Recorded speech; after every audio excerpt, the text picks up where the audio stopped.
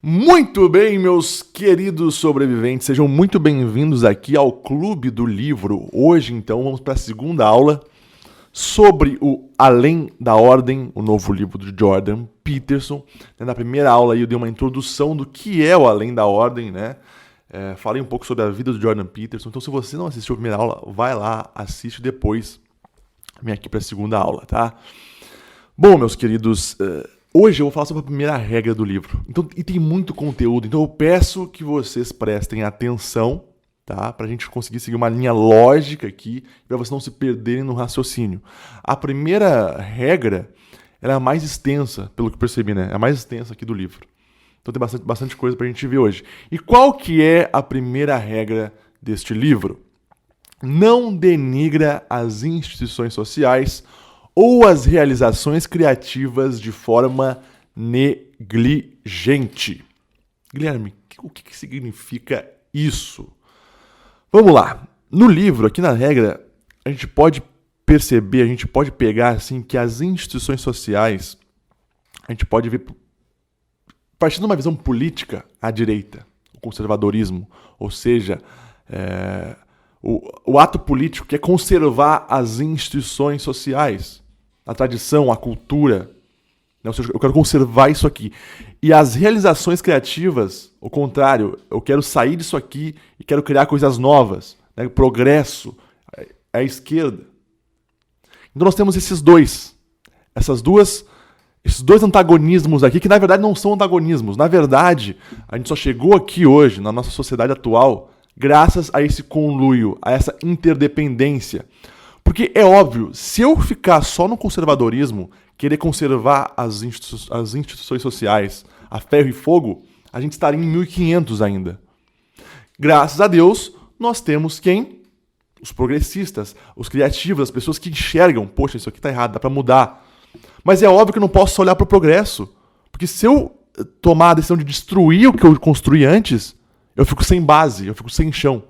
Então, precisa ter essa interdependência, ou seja, eu estou baseado numa cultura, numa sociedade, a partir disso eu começo a crescer, a partir disso eu começo a criar, a partir disso eu começo a progredir.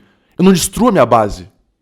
Não, isso aqui é totalmente errado, destrói isso aqui, vamos construir uma coisa totalmente nova. Isso aconteceu já na humanidade. Nós temos nazismo, nós temos comunismo. Isso aconteceu. Não dá certo, não funciona. Não funciona. Então nós temos que ter uma base aonde pisar. E essa base são as nossas instituições sociais. Então perceba que é muito perigoso, né, a gente denegrir tanto um como o outro de maneira negligente. É isso que o Jordan Peterson está falando aqui. É perigoso fazer isso. Não se deve fazer isso. Por isso que a gente não deve tomar só um lado como certo ou só outro lado como errado. Há um equilíbrio na sociedade. E aí, eu posso perguntar para vocês o que é a sociedade hoje, como é que ela funciona, a nossa sociedade hoje. Não só hoje, mas desde o começo. Principalmente a sociedade ocidental, a nossa sociedade. É uma hierarquia. Há uma hierarquia natural de valores e de progresso. Ou seja, o indivíduo nasce pelado, sem saber porra nenhuma, né? E aos poucos ele vai aprendendo as coisas, vai aprendendo a se comunicar, vai aprendendo a falar, ganha habilidades, né? Se insere na realidade, se instala na realidade, começa a trabalhar, aprende outras habilidades, começa a se comunicar com as pessoas ao seu redor, começa a ganhar mais dinheiro, conhece uma mulher para casar, tem filhos, constrói uma família, vai crescendo, vai realizando sonhos, vai construindo algo maior, vai conseguindo ascender naquela pirâmide de Maslow, sabe? Até chegar na autorrealização. E aí ele se completa, digamos assim. Então essa é a sociedade hoje, é uma hierarquia, tá? E o que é fundamental para eu conseguir ascender nesta hierarquia? É isso que tem que ficar muito claro pra gente aqui hoje. O que é de fundamental importância para eu conseguir subir esses degraus? Né, para eu me dar bem na sociedade hoje? Comunicação. Porque é óbvio, meus queridos, quando eu falo em sociedade, eu estou falando, eu não estou falando só de mim, eu não vivo sozinho. Eu vivo rodeado de pessoas, isso é uma civilização. Então, se eu me comunico bem, Ou seja, se eu sou uma pessoa articulada... Guilherme, o que é uma pessoa articulada? É uma pessoa que saiba pensar bem, né, que tem um pensamento de maneira...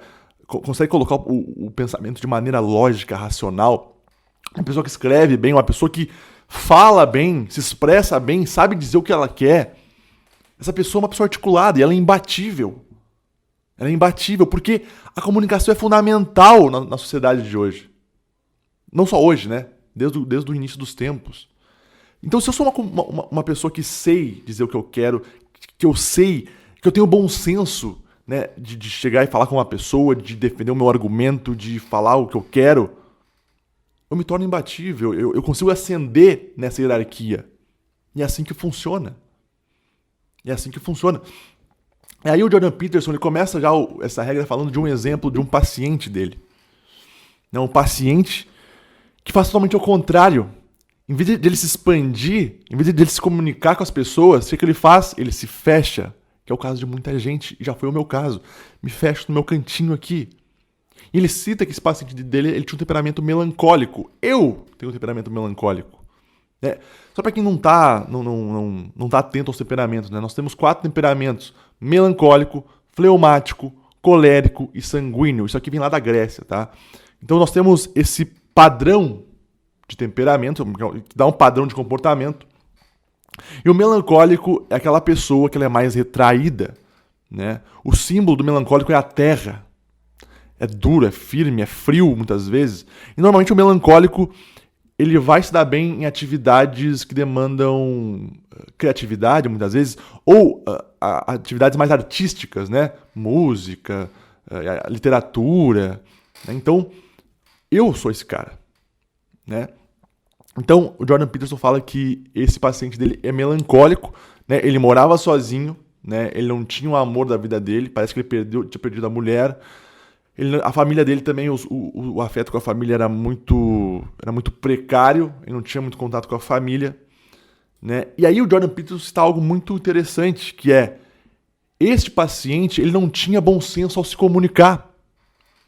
Ele era muitas vezes agressivo, né? Ele não sabia a hora de parar de falar, sabe? Ele não tinha esse bom senso. Porque quando eu estou conversando com uma pessoa, quando estou no meio social... É importantíssimo o bom senso. E a pessoa que tem o bom senso é uma pessoa normalmente que é articulada. Ela sabe a hora de falar, ela sabe a hora de aumentar o tom de voz, de diminuir o tom de voz, de passar a palavra para o outro, de se impor, de não se impor. Quando você é uma pessoa que nasceu numa família boa, sabe, se comunica bem, aprendeu a falar, sabe, tá no meio social, tem o amor, né, é casado, tem filhos, tá, tu construiu um vínculo social forte, tu tem mais esse bom senso. Então, este paciente do Jordan não tinha isso. Não tinha isso.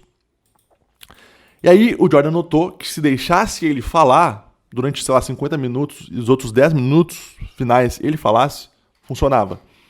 Então era assim. E aí, o Jordan dá de tarefa de casa para ele cultivar amigos. Ou seja, cultivar os amigos que ele tinha. Né? Cultivar amigos, frequentar reuniões artísticas, porque esse paciente ele gostava de tirar foto, ele gostava de ler, de escrever poemas.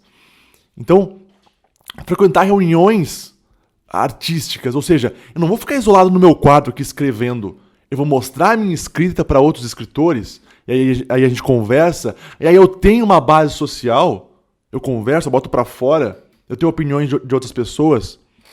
Então, o Jordan fala... Ele consegue compreender algo que eu vou ler aqui para vocês. As pessoas dependem de comunicação constante com outras para manter a mente organizada. É isso. Nós precisamos nos comunicar com outras pessoas. Caso contrário, a gente se fecha em nós e a gente se perde nos nossos próprios pensamentos. E quando a gente fala, cara, com outra pessoa, quando a gente coloca para fora isso, a gente compreende melhor os nossos pensamentos. Isso acontece com a escrita também, né? Quando eu escrevo, eu compreendo melhor o que eu estava pensando. Então, meus queridos, percebam que há um problema fundamental naquele indivíduo que quer menosprezar essa interação social, essa interação nos relacionamentos. É um problema fundamental, porque a gente vive numa sociedade, numa civilização, nós temos pessoas, e se você exclui o contato, se você não quer se envolver com outras pessoas, você está ferrado. Tá ferrado. Tu vai cair, que nem nesse paciente aqui do Jordan Peterson. Ou seja, tu vai se afundar, vai começar a menosprezar as pessoas, vai achar que todo mundo é lixo, né? Vai entrar em talvez depressão, outras psicopatologias. Então, nós temos que perceber, cara, que o papel da comunidade aqui, ou seja, o mundo social, ele é fundamental na manutenção da saúde mental das pessoas. Né? Então, a civilização como um todo é fundamental nessa manutenção. E aí o Jordan, ele diz que ele avalia a dimensão social dos pacientes dele. Então ele faz algumas perguntas, né? Ele pergunta aqui, ó. Recebeu educação para suprir o nível de suas habilidades intelectuais? Ou seja, será que ele foi educado? Será que ele estudou? Ele foi para a escola? Ele aprendeu a ler, aprendeu a escrever? Né? Ele utiliza o tempo livre de forma envolvente e significativa? Ou seja, quando você está livre, o teu tempo está livre, o que tu faz? Tu faz algo com significado? Algo que vai te engrandecer ou não? Tu fica só pensando bobagem, fazendo coisas inúteis, né? Ou seja, coisas que não te dão significado na vida. Ele formula planos sólidos e bem articulados para o futuro. Isso é importante também. Ou seja, eu tenho um horizonte para olhar. E eu ia atrás desse horizonte, eu ia atrás dessas metas. Isso é importante, isso te dá base, isso te dá motivação. Tem amigos e vida social? Outra coisa importante, é o que eu falei até agora, vida social. Tem um relacionamento íntimo e saudável? É que eu já falo sobre relacionamento amoroso. Como é que é o teu relacionamento amoroso? Você tem alguém que você possa chegar em casa e desabafar e falar, sabe, e falar o que tu tá pensando, a outra pessoa falar o que tá pensando pra ti? Você tem essa pessoa na sua vida para dividir as amarguras e as alegrias da vida? Tem uma família que te ama? Putz, a base. É a base. Tanto é que, normalmente, né, em consultório, tu vê as pessoas mais quebradas que chegam pra gente, né, que chegam sem perspectiva de vida, sem propósito, e aí tu vai analisar, obviamente, a família. Essa pessoa, uma família horrível, né, a mãe não foi presente, o pai não foi presente, ela não recebeu o amor, carinho da família, não recebeu afeto. E aí a última, tem um trabalho que lhe traz orgulho. Você gosta do que você faz, você se sente dentro daquilo ali, você domina aquilo ali te dá sentido, né? O trabalho que tu faz, porque vamos pensar um pouco. O trabalho, meus queridos, normalmente, a gente vai passar às vezes mais horas no trabalho do que em casa. Então, se o trabalho não for do caralho, não te trouxer um senso de significado, vai ser horrível. Você vai passar aquelas horas ali querendo ir embora, você vai passar aquelas horas ali querendo que acabe. E no fim das contas, o que tu faz é torcer para que a vida acabe mais rápido. Então, se para essas perguntas aqui o paciente responde não, para a maioria delas não tenho nada, não tenho vida social, não tenho relacionamento, não tenho porra nenhuma, nós podemos compreender aqui que ele está insuficiente na questão interpessoal. E aqui, uma coisa que tem que ficar muito clara é que as pessoas existem em um contexto social. Nós existimos no contexto social. E não como mentes puramente individuais, entende? Eu não sou sozinho no mundo. Eu não posso simplesmente ficar aqui quietinho no meu quarto fazendo minhas coisas. Não. Eu estou num contexto, cara. Eu tenho esposa, eu tenho família, eu tenho vizinhos, eu tenho que ir pro trabalho, eu tenho que sair de vez em quando pra curtir a minha vida. Porra, eu tô num contexto social. E aqui que tá, o contexto social nos mantém mentalmente saudáveis. Saudáveis. Porque a gente sempre é lembrado como pensar, agir e falar. Vai nos moldando. O contexto social vai nos moldando.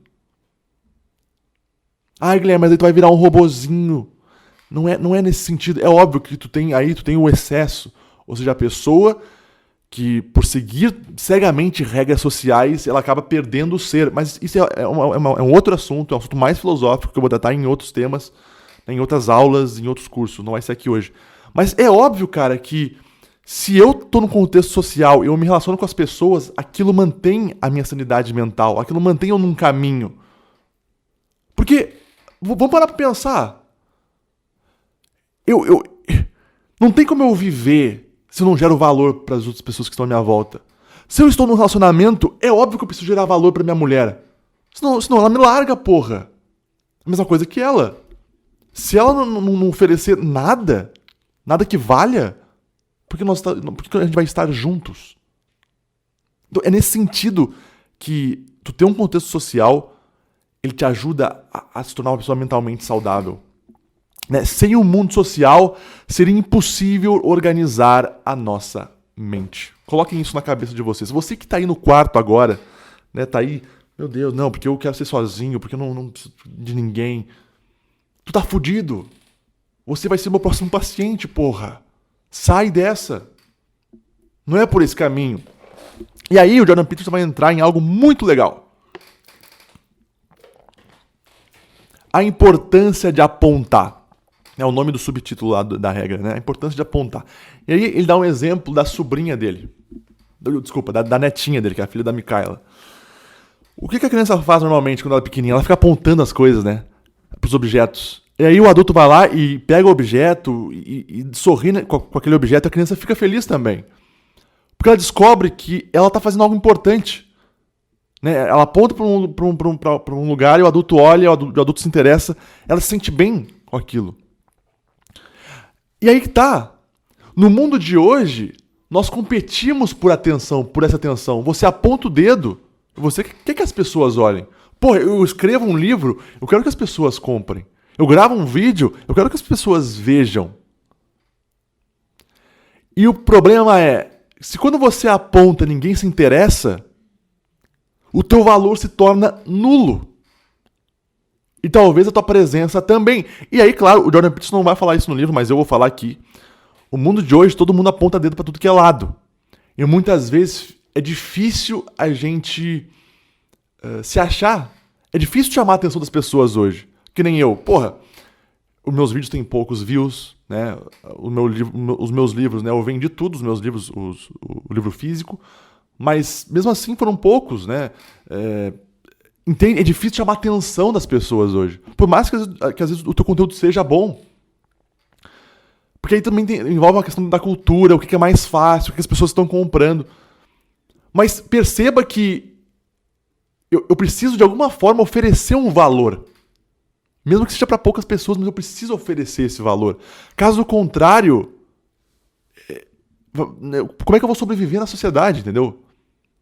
Como é que eu vou ganhar dinheiro? Como é que eu vou... Eu preciso ser útil de alguma forma. E eu sou útil quando eu sei apontar o dedo e eu sei falar o que é importante. Então, o dilema é, para onde apontar? O que é importante? É isso que eu falei agora. Não é só para você. Não é só para mim. Não é só para mim. Eu tenho... A importância é que o que é importante é quando contempla o outro. Ou seja, quando contempla a minha mulher aqui, a minha família de uma maneira geral, o meu trabalho. Por que eu ganho salário no meu emprego? Porque eu estou produzindo algo. Eu estou fazendo algo de valor para aquela empresa. Aquela empresa lucra, ela ganha dinheiro. Porque eu estou lá dentro produzindo algo de valor que as pessoas de fora veem valor e compram aquilo ali. É por isso. E aí, é óbvio que nessa cadeia, em toda nessa hierarquia que eu falei antes, nós temos o quê? Competição. Ou seja, algumas pessoas serão melhores que outras nessa questão de apontar o dedo. Nessa questão de oferecer valor. Por isso que a gente acreditar nesse discurso do ninguém é melhor que ninguém é uma cagada. É óbvio que tem pessoas que são melhores que eu. É óbvio. E aí que tá, graças a Deus existem essas pessoas. Por quê? Porque eu posso olhar para elas, ver o que elas fizeram no caminho, admirar a personalidade delas e seguir aquilo ali. Isso é maravilhoso. E não invejar e ficar no meu canto reclamando aqui. Então tem essa diferença. Então cuidado quando a gente começa a falar, ninguém é melhor que ninguém. Claro que tem pessoas que são melhores que você, que eu. Pô, tu quer... Porra, tem tanta gente melhor que eu. Muita gente melhor que eu. E eu olho pra essas pessoas e eu as admiro. Eu quero ver o que elas fizeram pra ser melhor que eu. Por isso que é importante, você se compara com você mesmo, meu amigo. Você tá melhor que ontem? Legal, continua nesse caminho. É isso que vale. Então, meus queridos, é o que eu falei no começo. Há uma hierarquia natural na civilização e a gente começa de baixo para cima. Todos começamos embaixo. Todos. É o que eu falei no começo. Pega a nossa linha do tempo. A gente nasce sem habilidade nenhuma. A gente começa a aprender as coisas com o tempo. Né? A gente começa a aprender a fazer amigos. A gente leva fora de mulher, no caso dos homens. A gente aprende a chegar em mulher. A gente aprende a conversar. A gente aprende a conseguir um emprego. A gente vai em entrevistas de emprego. A gente é demitido. A gente é admitido. A gente... Porra! E aí tu vai aprendendo, vai aprendendo. Quando tu vê, tu começa a crescer. Começa a ganhar mais dinheiro. Constrói uma família. Tem filhos. Depois teus filhos têm netos. Tu se autorrealiza. Então, essa é a ascensão nessa hierarquia. Tá? E como que essa hierarquia ela foi organizada ao longo dos tempos? Por meio da cooperação e da competição constante. Cooperação e competição. Cooperação e competição. É isso. Né? Então, percebam que a sociedade é como se fosse um jogo. É bom esse exemplo porque dá para entender bem. Né? Nós temos fases, né? Olha só a nossa vida. Falei ali várias fases que nós passamos, né? Infância, pré-adolescência, adolescência, vida adulta, a velhice. Tem várias fases que nós passamos. Nós temos regras para esse jogo. Nós temos regras na civilização, nós temos leis, nós temos normas, nós temos um código de conduta que nós temos que seguir. Caso contrário, você está fora do jogo. Ou seja, a polícia vem, te prende ou te mata. Imagina que eu quero contrapor essas regras. Eu não quero mais essas regras. Foda-se. Então, vamos supor que eu quero ascender na minha carreira de forma a quebrar as regras. Ou seja, vou matar o meu colega de trabalho para ele não subir também, e eu subo no lugar dele. Isso acontece. Mas nós temos quem? Nós temos leis que protegem para que isso não aconteça. E se você jogar desta forma cruel, dessa forma maligna, você é tirado do jogo. Game over. Então nós temos regras, nós temos vilões. Que talvez sejam os nossos oponentes. Então imagina que você vai numa entrevista de emprego, tá? E aí ali é uma competição. Que nem eu, no processo seletivo que eu participei para trabalhar onde eu estou hoje. Eu participei de um processo que tinham, sei lá, umas 70, 80 pessoas e passou uma. Então, é uma competição. E essa eu ganhei. Eu perdi várias outras. Mas esta eu ganhei. Então, tu tem vilões. E os vilões aqui não é só isso. Os vilões também são aqueles que querem ir contra as regras. Ou seja, um bandido que quer te assaltar, quer estuprar tua mulher, quer matar tua família. Eles são os vilões. E você tem que estar apto a defendê-los. A defender a tua família, no caso, né? A defender os seus. Nós temos missões na vida, né? Nós temos missões. Como nós temos fases, nós temos missões em cada fase, né? Qual que é a missão de um adolescente, de uma criança ou de um adulto? São missões diferentes. Né? Nós temos objetivos diferentes em cada fase. Então nós temos missões também. Então perceba que essa analogia com um jogo, ela cai muito bem no que é a sociedade. Né? E o que faz a sociedade progredir? Um propósito comum. É o que faz a gente se unir. É o que faz eu, mesmo sendo concorrente de outras pessoas, a gente olha para algo maior. A gente olha para um bem comum. Isso faz a gente não quebrar as regras. Essa é a sociedade. Então, meus queridos, a criança... Agora eu já só pra gente entender de uma vez por todas isso aqui. A criança, ela já nasce dentro desse jogo. Nós nascemos dentro desse jogo. A gente não precisou criar esse jogo.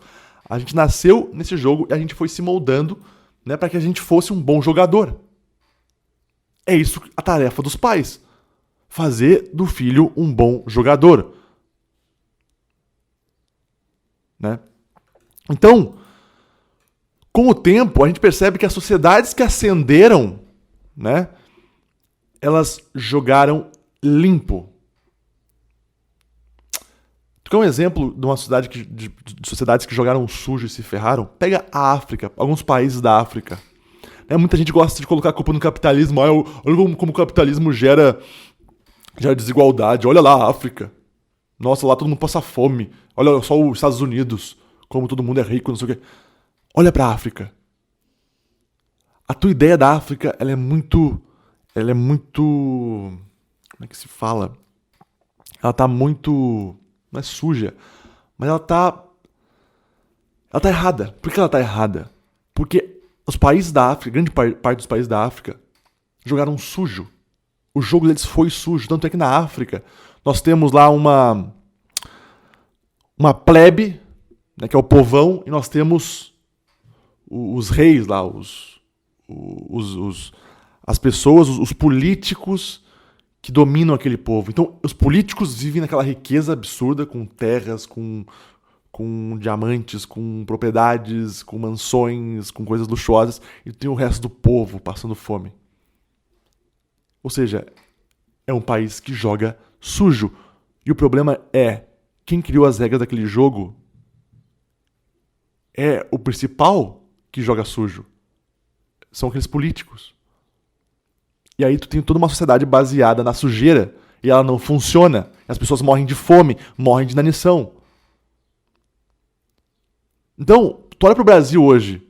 É óbvio que é foda confiar em político, é difícil.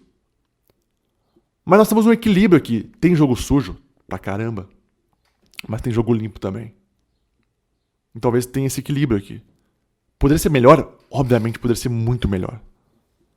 Poderia ser muito melhor. Mas é o que nós temos hoje. Então nós estamos, de uma certa forma, bem se comparado a outros países aí que jogam totalmente sujos. Nós não jogamos num jogo totalmente sujo. A gente consegue jogar limpo também. Isso é fundamental.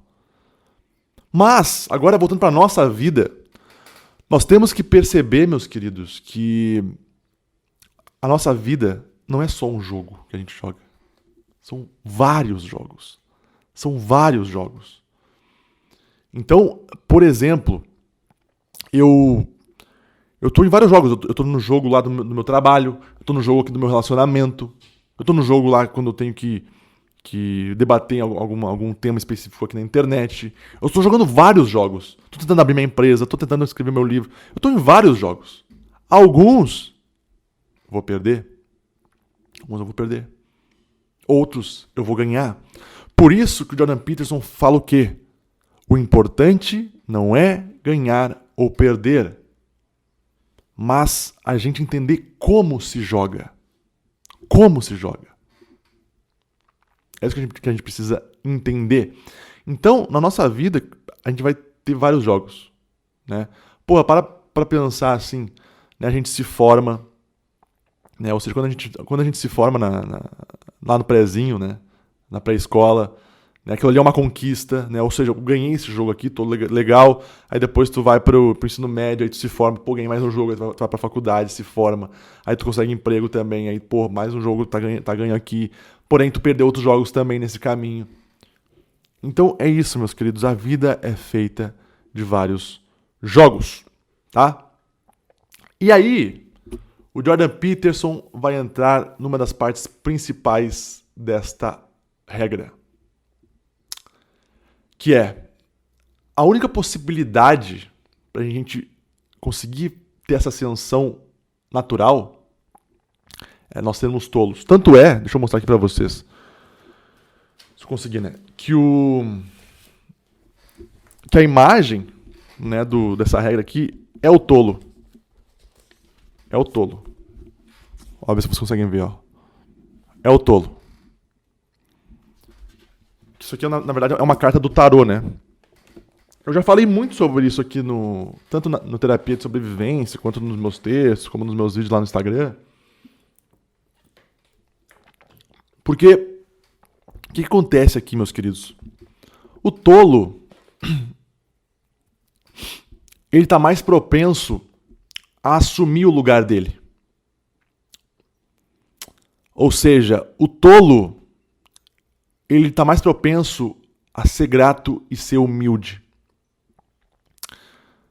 Então, por exemplo, quando você começa no jogo, quando você começa a jogar, tu não pode já querer ser um mestre. Não pode querer estar no level 200. Não tem como tu fazer isso. Tu tá no level 1 ali, tá começando. Então é essa humildade do tolo que nós precisamos ter. A humildade de saber que agora eu estou na base da hierarquia. E eu preciso aprender. Eu sou um aprendiz. E é isso aqui. E aí nós temos um problema muito grande de pessoas que querem cortar o caminho. Ou seja, elas não querem ficar na base aprendendo ali. Elas já querem ir lá pra cima. Saber como funciona a sociedade. Saber como as pessoas devem viver. Então tu vê hoje em dia jovens querendo mudar o mundo assim. Né? O que mais tem hoje é jovens. Ou seja, eles se acham com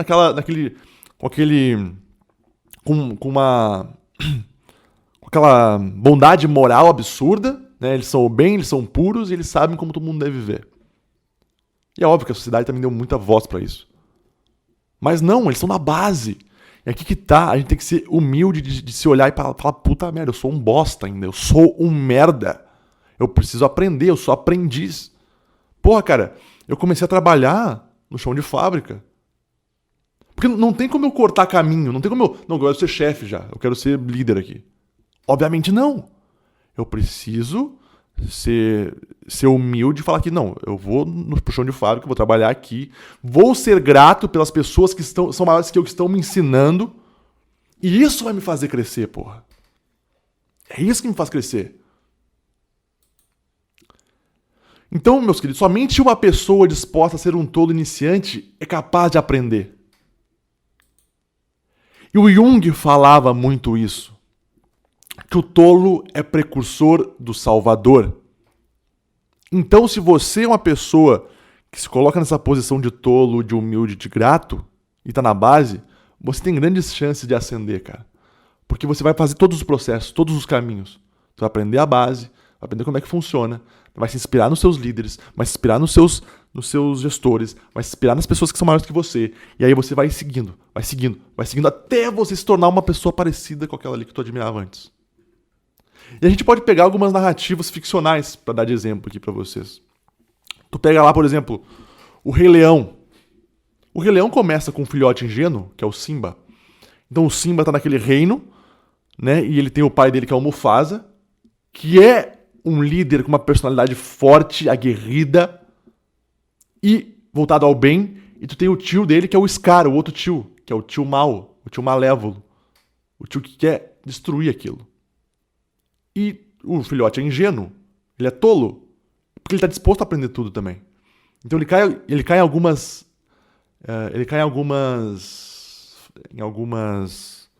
fofocas do tio Scar. Ele cai, tanto é que ele vai lá, vai visitar o cemitério das hienas, não sei se vocês se lembram, e aí ele quase morre, né? Porque o tio quer o império para ele. Mas o que acontece com o Simba? Por ele se colocar numa posição de tolo, né, e de humilde, ele aprende as coisas. Tanto é que depois ele volta e reconquista aquele reino. Isso acontece com Harry Potter também. Né, o Harry, a Hermione e o Ronald, que eles são muito ingênuos no começo, e depois eles começam a ganhar experiência e começam a dominar todo aquele cenário. Isso acontece também com o Senhor dos Anéis. Você lembra do Senhor dos Anéis? O Frodo e o Sam? Quando eles têm a missão de levar o anel, né, pra Mordor, pra ser destruído. Eles são os hobbits, eles não têm experiência naquilo, eles começam do chão. Em que eles buscam apoio? No Gandalf, no Aragorn, que são pessoas muito maiores que eles, que conhecem a parte malévola daquele mundo. Então é essa posição de se colocar na humildade, de se colocar e outro ser grato com aquilo. É isso que vale, meus queridos. Então, o iniciante de hoje é o mestre de amanhã. E eu posso falar muito sobre isso da minha escrita. Lá atrás, eu era um iniciante. Eu escrevia e tá bom. Eu não queria ser alguém maior que, sei lá, que Nelson Rodrigues, que Machado de Assis. Não, eu me inspirava nessas pessoas. Eu comecei. E por eu me colocar numa posição de humildade, de gratidão, talvez lá atrás, de saber o que eu não sabia, de falar, não, eu não sei tudo, cara, mas vamos seguindo, vou aprendendo com as pessoas que estão ao meu redor aqui, com as pessoas que já escrevem. Hoje eu tô muito bem. Tô muito melhor que antes, né? Isso acontece com tudo, basicamente. Com tudo. E aí o Jordan Peterson vai dar um relato de um garoto que é muito fã dele, né? Que entrou em contato com o Jordan Peterson e contando um pouco da história dele. Qual que é a história desse rapaz, né? Ele é garçom e por ele querer ascender de maneira rápida na vida, ou seja, por ele não se colocar como um tolo, ele achava que aquele serviço de garçom dele era um lixo. Ele menosprezava aquilo, menosprezava os colegas de trabalho, o chefe dele, porque ele se achava muito superior àquilo. Quando ele conheceu o Jordan, começou a assistir as palestras do Jordan Peterson, ele assumiu para ele mesmo, pro ser dele, que ele iria se esforçar ao máximo para fazer o serviço dele bem feito e aprender com cada um naquele lugar. O que aconteceu com ele? Ascendeu na carreira. Porque ele passou a gerar valor para aquele contexto social. Isso eu já posso trazer muito a questão do Ítalo Marcílio aqui, né? Trabalhe, sirva, seja forte, não enche o saco. É muito isso, cara. Então a pessoa abandona o cinismo e resolve fazer o melhor que ela pode. Independente de onde ela está. E é isso que a gente precisa fazer, porra. Hoje em dia, né? Porque a geração Z, eles não tem paciência para... Eles querem tudo novo. Tão fudido. Não existe ascensão do nada, sem aprender porra nenhuma. Tu vai se tornar um neurótico, tu vai se tornar uma pessoa ansiosa. Há um caminho, há uma escada, e essa escada não muda. Você não nasce sabendo tudo, porra. Tem um caminho. E aqui também entra uma outra coisa muito legal, tá? Que é a questão de trocar experiências entre iguais. O Jordan fala isso no livro, fala isso nessa regra. Então, percebam quando vocês encontram uma pessoa que está na mesma fase que vocês. Sabe? Sei lá, que nem eu, hoje em dia eu tô trabalhando, né, tô pensando em casar já, ter filhos. Se eu encontrar alguém nessa mesma fase, trocar experiência de como é morar junto, de como é escrever, de como é sustentar uma casa, de como é, sabe? Isso é bom. Essa troca nos gera conhecimento. E aqui eu quero ler uma página para vocês, que ele fala sobre isso também, que eu acho importante, tá? Ó, esse vínculo mútuo, deixa eu ver, era aqui. Esse vínculo mútuo é de vital importância. Uma criança sem pelo menos um amigo próximo e especial tem muito mais probabilidade de sofrer problemas psicológicos posteriores, do tipo depressivo, ansioso ou antissocial. E crianças com menos amigos também têm maior probabilidade de ficar desempregadas e solteiras quando adultas. Então, essa questão de troca entre iguais é fundamental em criança. Fundamental em criança. Eu lembro muito bem, assim, das primeiras vezes que eu consegui trocar experiências, que eu tinha dúvidas comigo mesmo, com meus amigos. Sabe? Coisas, às vezes, mesquinhas, mas que pra mim era uma dúvida existencial válida naquela época. Então tu chegava pra aquele amigo teu e falava, e conversava, e aquilo te dava um alívio. Porque ele também falava das experiências dele. Então é isso, os pares, eles dividem os fardos e as alegrias da vida. E isso é maravilhoso, meus queridos. Isso é maravilhoso. E outra, quando você tem pessoas pra dividir essas coisas, né, principalmente, por exemplo, as amizades de colégio, né, a gente tem tendência a ser menos egoísta. Porque a gente começa a aceitar também mais brincadeiras. O nosso senso de humor melhora. Por isso que, desde o começo dessa regra, eu tô falando da importância da gente se abrir para o mundo, de se expandir, de abrir o coração. De abrir o coração. E agora, eu quero falar do topo da hierarquia. Porque, óbvio, nós temos a base, mas nós temos o topo. E como é que se chega no topo, né? Porque, vamos lá, uma sociedade é cheia de problemas. Né? Nós temos problemas a todo tempo para resolver. E quem que resolve problemas? São pessoas que têm autoridade naquele assunto. Né? São pessoas que têm iniciativa, que fazem esforço, que têm habilidade. E elas podem agir. Então elas vão lá e agem. Essas pessoas, normalmente, são as que ascendem ao topo da hierarquia. Tá, Guilherme, mas e as pessoas que não podem, que não têm habilidade, que não têm autoridade para isso? Seguem o líder e aprendam o que ele fez. É o que eu falei até agora. A humildade para eu seguir essa pessoa. Eu tenho que ser humilde e me colocar no meu lugar. E agora, eu vou dar um exemplo muito bom. The Walking Dead.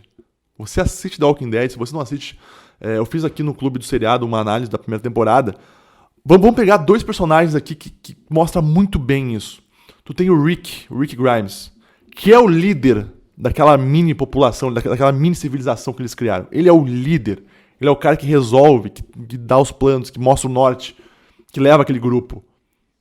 Mas tu tem um aprendiz ali, tu tem um cara que talvez não pode ser líder, mas ele tá junto, que é quem? O Daryl. O Daryl tá ali com o Rick, tá junto. E tá aprendendo. E ele vê o Rick quase realmente como um pai pra ele. Então, essa questão... Tá, tudo bem, eu não posso ser líder agora, mas então eu vou seguir o outro ali, eu vou seguir a pessoa que tem autoridade pra ser líder. E aprendo com essa pessoa e admiro essa pessoa. Então a gente tem que perceber que a autoridade, ela não é só poder, não é mero poder. Ela é muito mais competência. A autoridade é muito mais competência.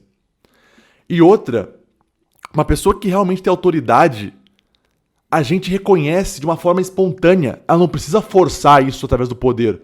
Porque eu obrigo vocês a reconhecer a minha autoridade. Não, tá errado. Se tu tiver que fazer isso, tu não é líder, tu é um bosta. Tu é um bosta.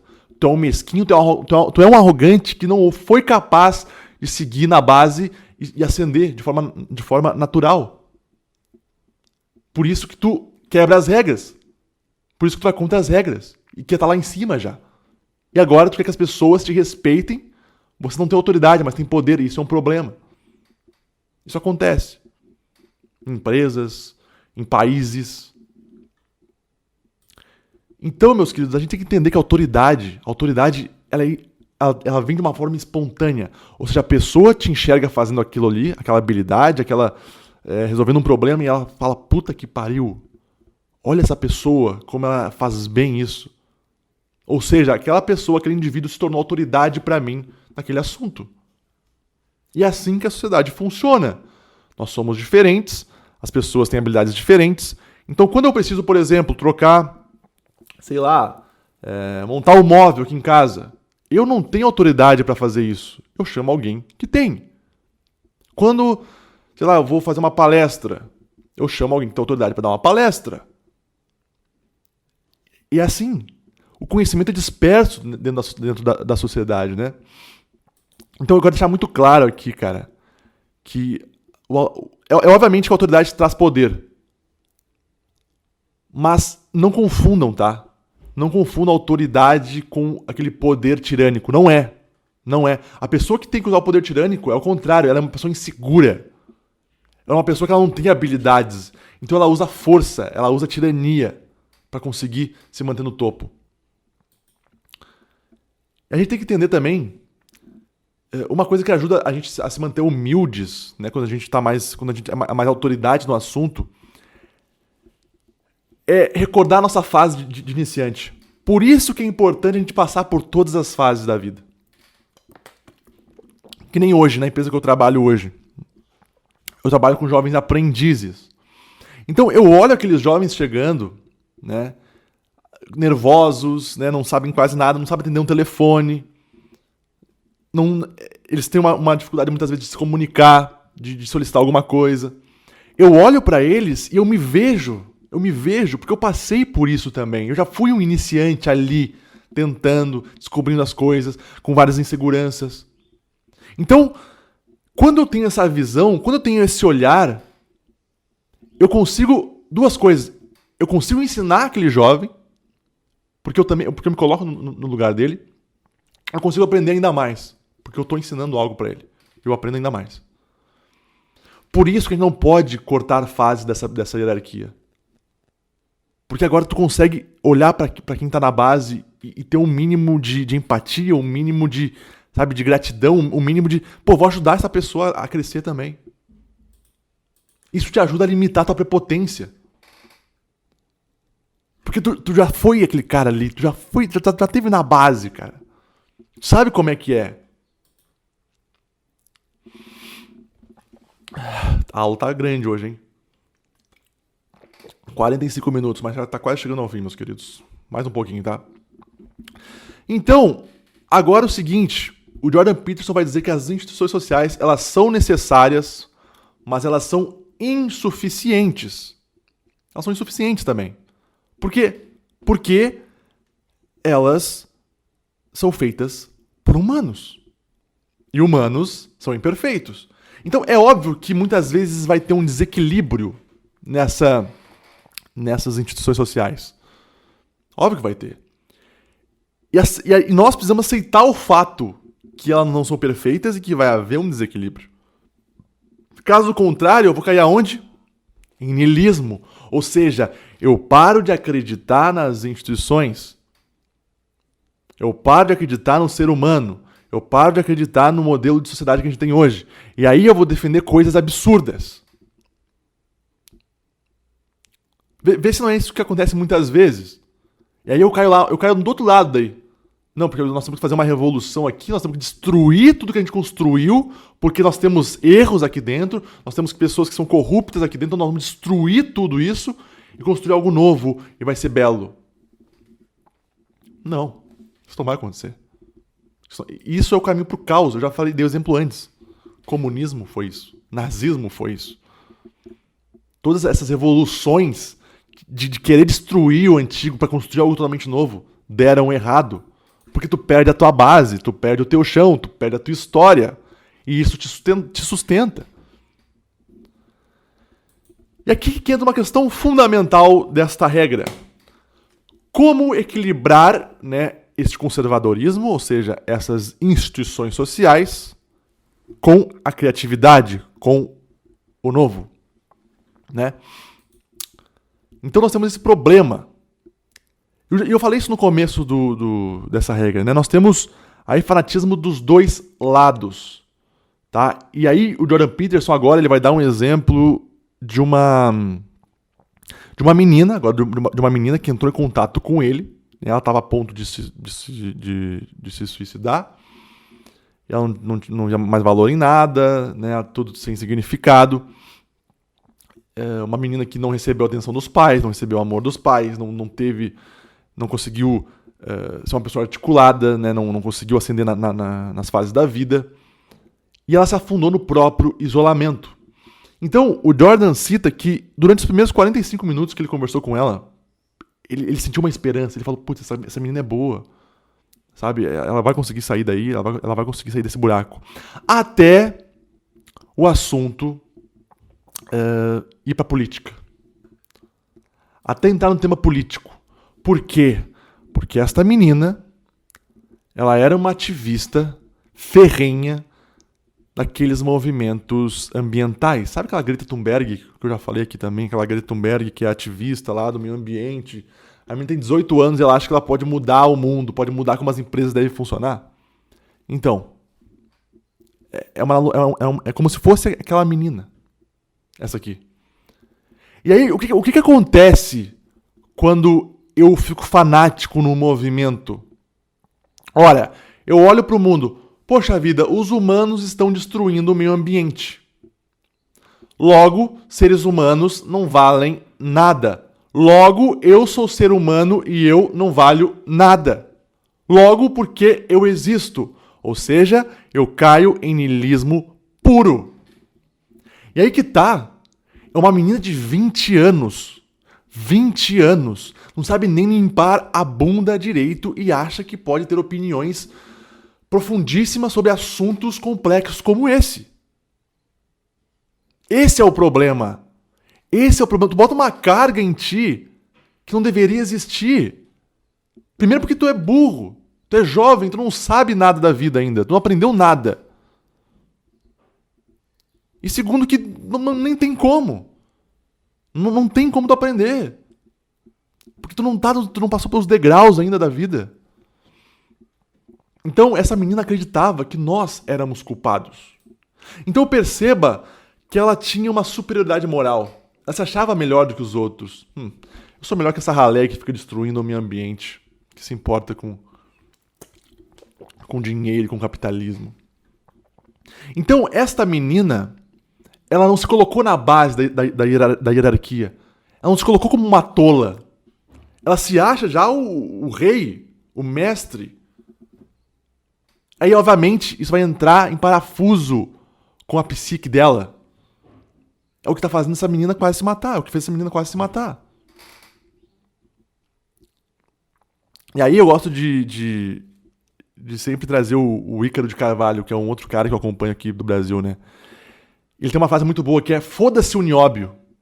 O que significa esse foda-se o nióbio?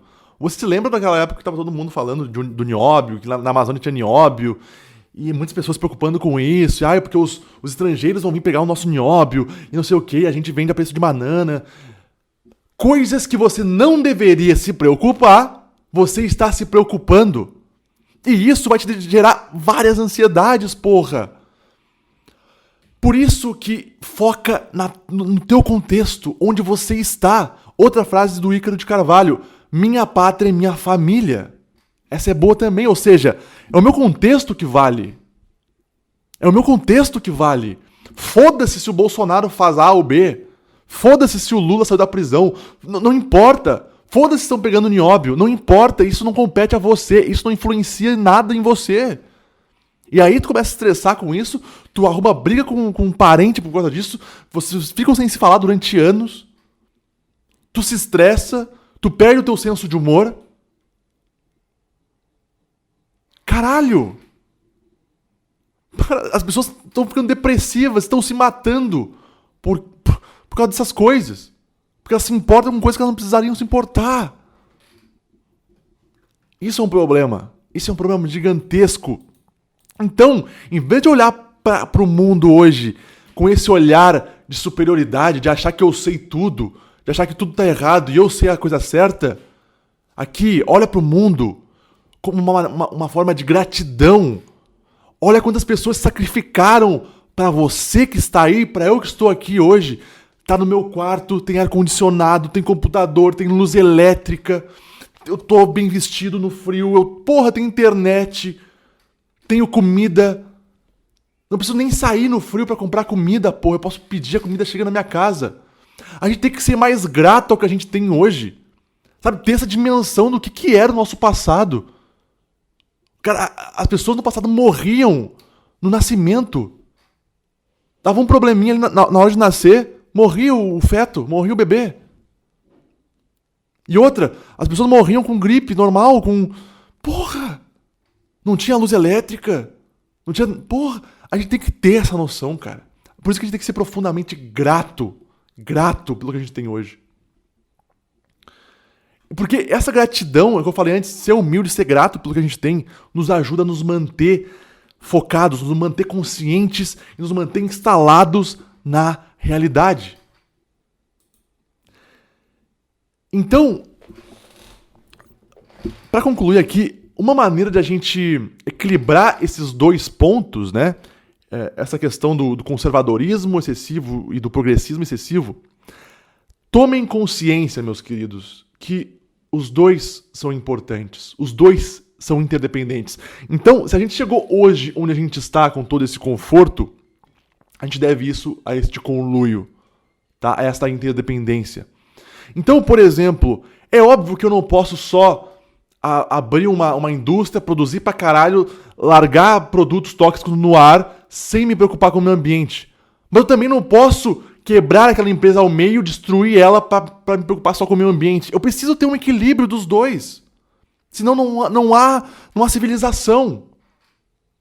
Espero que vocês tenham entendido isso. Então, por isso que a gente tem que ter uma profunda gratidão pelo que a gente tem hoje. Tá? Eu quero ler uma outra página aqui, muito importante pra gente ter essa dimensão, tá?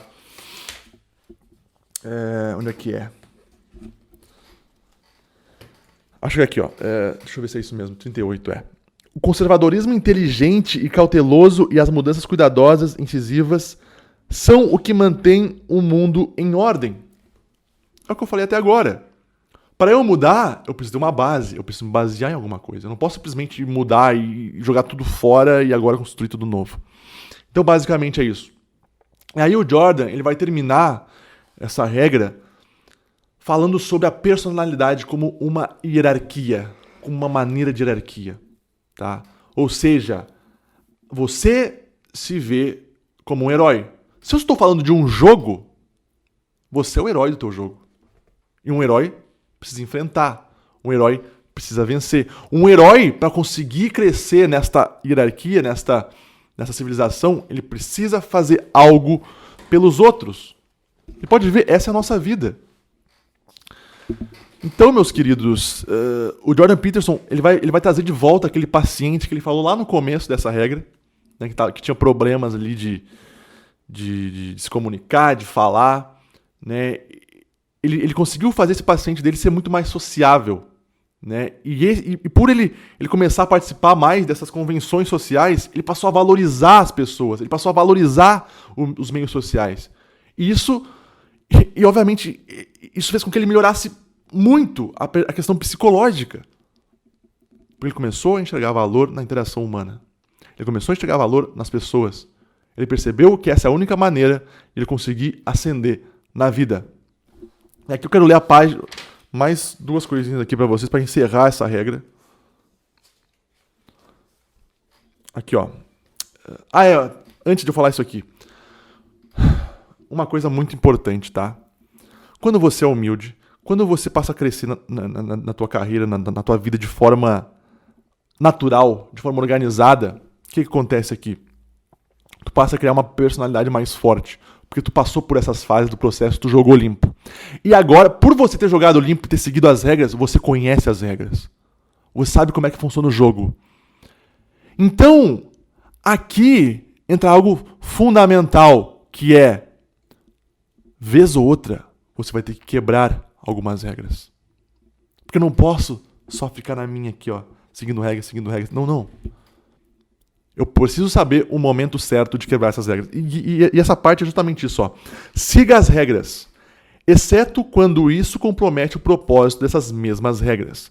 Neste caso, corra o risco de agir de maneira contrária ao que foi acordado como moral. Ó, esta é a moral de ambas as narrativas. Siga as regras até que seja capaz de ser um exemplo notável do que elas representam. Mas quebre-as quando essas mesmas regras constituírem o mais terrível impedimento para a personificação de suas virtudes centrais. Só que você só vai conseguir saber o que são essas virtudes centrais quando você seguiu essas regras antes, quando você se propôs a ser um tolo e a seguir isso. Então coloque algo na cabeça de vocês. Toda regra já foi um ato criativo que quebrou outras regras. Por isso aí da interdependência do conservadorismo, né, das instituições, com a questão do progresso, com a questão das pessoas que são criativas. Nós precisamos ter esta união. 1 hora de aula. O que vocês acharam, meus queridos? O que vocês acharam? Beleza, tá feita a primeira regra aqui do livro de Jordan Peterson, do novo livro dele. Espero que vocês tenham gostado. Dúvidas, me chamem no Telegram, me chamem no Instagram. Eu não sei ainda se eu vou colocar esse vídeo aqui no YouTube. Eu estou pensando nisso ainda, mas, bom, isso não importa pra vocês, né? É isso. Espero que tenha ficado muito claro o que eu falei hoje aqui. Fiquem bem, fiquem com Deus e sobrevivam.